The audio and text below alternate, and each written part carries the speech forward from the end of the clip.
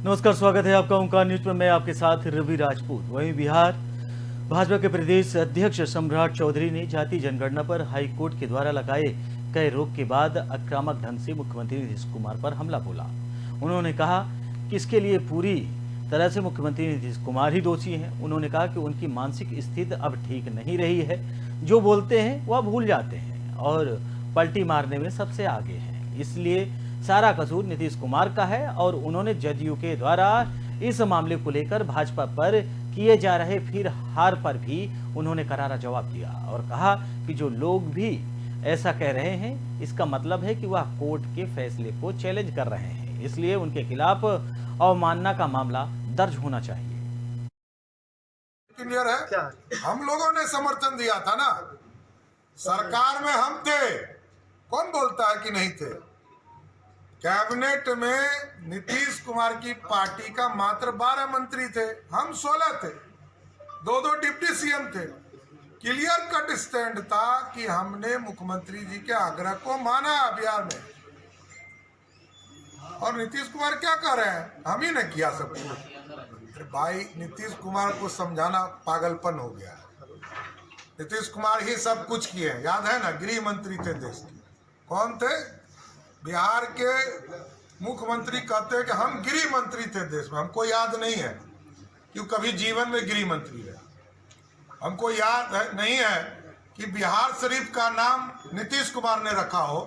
हमको लगता है वो पैदा भी नहीं लिए होंगे तब बिहार शरीफ का नाम रखा। नालंदा जा रहे हैं, मुख्यमंत्री जी कह रहे हैं कि सभी जगह शांति बहाल है, कोई भी जाके देख सकता है। ये लोग जाकर बात तो सही है। 144 भी लगा हुआ है।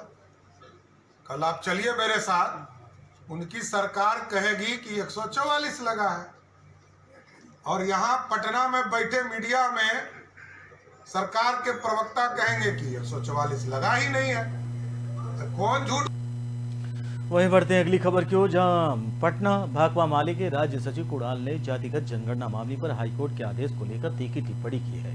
उन्होंने कहा कि जातिगत जनगणना कराना जरूरी था, लेकिन इस पर रोक लगाए जाना यह दुर्भाग्यपूर्ण है। उन्होंने कहा कि जब केंद्र सरकार ने जातीय जनगणना कराने से मना कर दिया तो बिहार सरकार ने पहल की, और लेकिन इस बीच कोर्ट के आदेश आए, उस पर गौर करना होगा और गौर करने के बाद यह पता करना पड़ेगा कि आखिर किस पहलू के आधार पर कोर्ट ने यह फैसला सुनाया है। लेकिन बिहार में जातीय जनगणना पर रोक लगाना निश्चित तौर पर दुर्भाग्यपूर्ण है।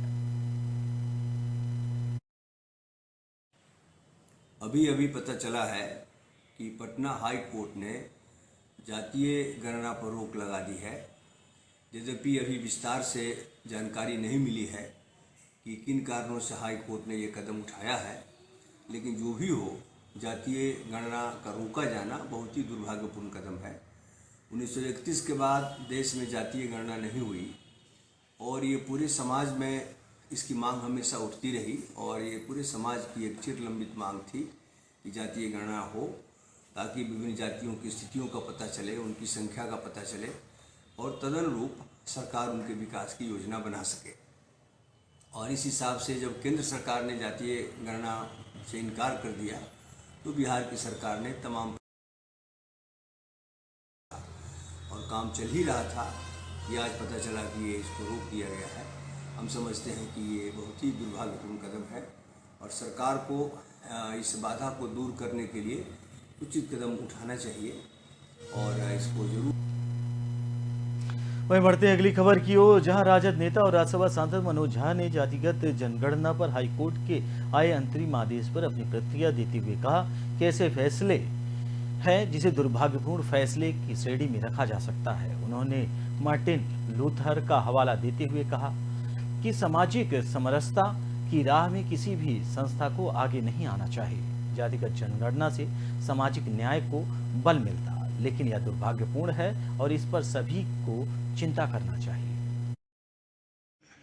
देखिए, आज पटना उच्च न्यायालय के अंतरिम जो रोक का आदेश है जातिगत सर्वेक्षण को लेकर के, इसको मैं उन फैसलों की लिस्ट में रखना चाहूँगा जिसे हम थोड़ा दुर्भाग्यपूर्ण फैसला कहते हैं।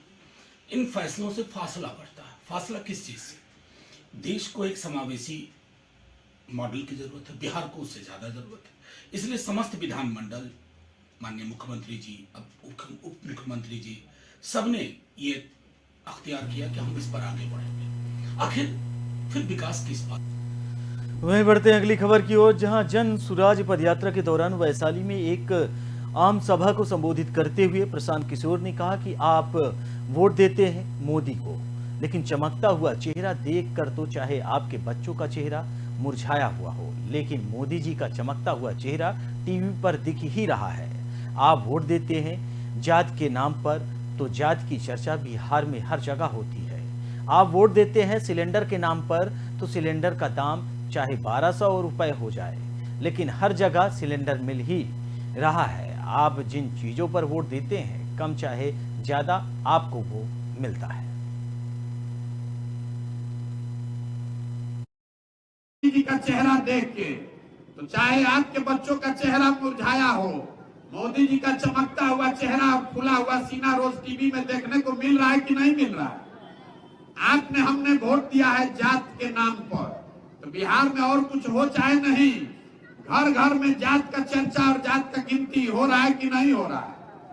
आपने हमने वोट दिया है सिलेंडर के लिए, तो सिलेंडर का दाम चाहे 1250 हो कि 1500, हर घर में सिलेंडर आ गया है कि नहीं आ गया है? आपने जिस चीज के लिए वोट दिया है वो सब चीज आपको मिल रहा है।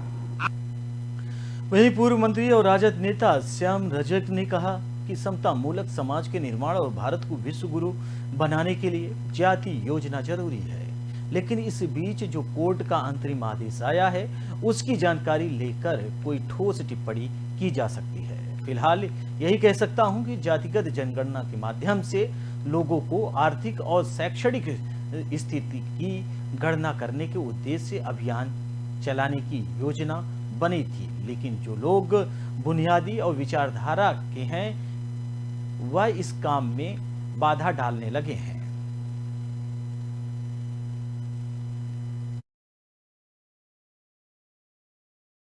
जब समतामूलक समाज बनाना चाहते हैं, देश को विश्व गुरु बनाना चाहते हैं, तो देश के किस वर्ग के लोगों की शैक्षणिक रूप से पिछड़ा है, आर्थिक रूप से पिछड़ा है, सामाजिक रूप से पिछड़ा है, ये जब तक लोगों को पता नहीं चलेगा और उसके सहायता के लिए उस तरह के योजना को और उस तरह से राशियों का वितरण नहीं होगा, तो न देश विश्व गुरु बन सकता है और न देश का समतामूलक समाज बन सकता है। ये सारी चीजें जो है ये देश को, जो हमारी सरकार ने और सब दलीय बनी थी, भारतीय जनता पार्टी ने भी उस पर हस्ताक्षर किया था।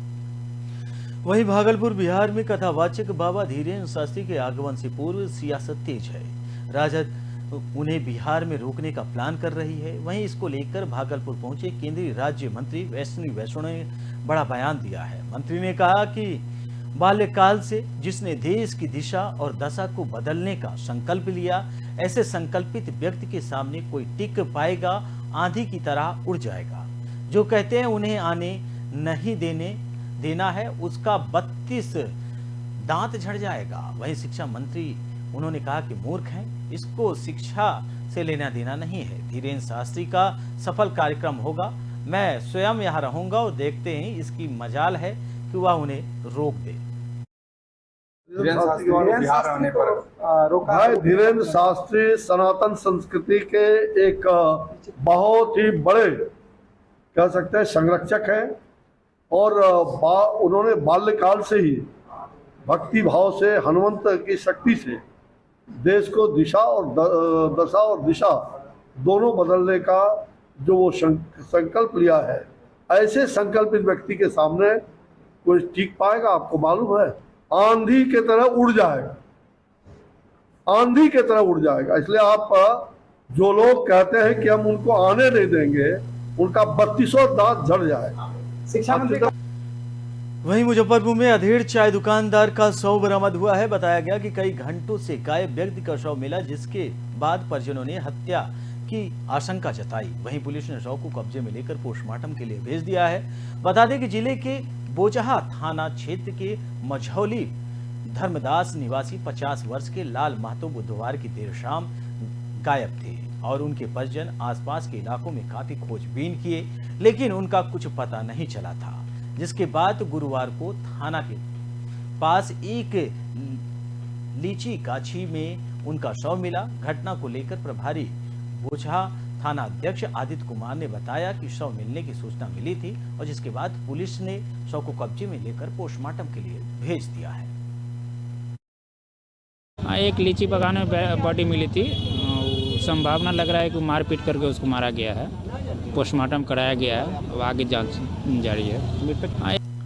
वहीं बीते दिने गल्ला व्यवसायी नीलेश से लूटपाट के दौरान अपराधियों ने गोली मार दी थी, जिससे उसकी मौके पर ही मौत हो गई थी और शुक्रवार को मृतक व्यवसायी के परिजनों से मिलने पहुंचे भाजपा के नेता ने। इस दौरान सूबे के पूर्व डिप्टी सीएम ने डीजीपी बिहार से फोन पर बातचीत भी की। जब मृतक व्यवसायी की मासूम बेटी ने तोतले आवाज में कहा कि मेरे पापा को अपराधियों ने मार दिया, तो सबकी आंखें नम हो गई। आपको बता दें कि भाजपा के पूर्व प्रदेश अध्यक्ष सह सांसद डॉक्टर संजय जायसवाल, पूर्व डिप्टी सीएम तारकिशोर प्रसाद, सांसद रमा देवी, पूर्व विधायक बेबी कुमारी व अन्य लोग मिलने पहुंचे थे, जिसके बाद बेटी की आवाज सुनकर सभी की आंख नम हो गई। ने हत्या किया है, उसके बावजूद पुलिस ना उस पर दबिश बना रही है, ना पकड़ने का कोशिश कर रही है। ये केवल मुजफ्फरपुर की घटना नहीं है, पूरे बिहार में यही हालत हो गया है कि अपराधियों के द्वारा आम आदमी मारा जा रहा है और अपराधी स्वच्छंद होकर घूम रहे हैं। ने हत्या किया है, उसके बावजूद। फिलहाल इस बुलेटिन में हमारे साथ इतना ही। बाकी देश दुनिया की तमाम बड़ी खबरों से जुड़ने के लिए देखते रहिए ओंकार न्यूज। नमस्कार।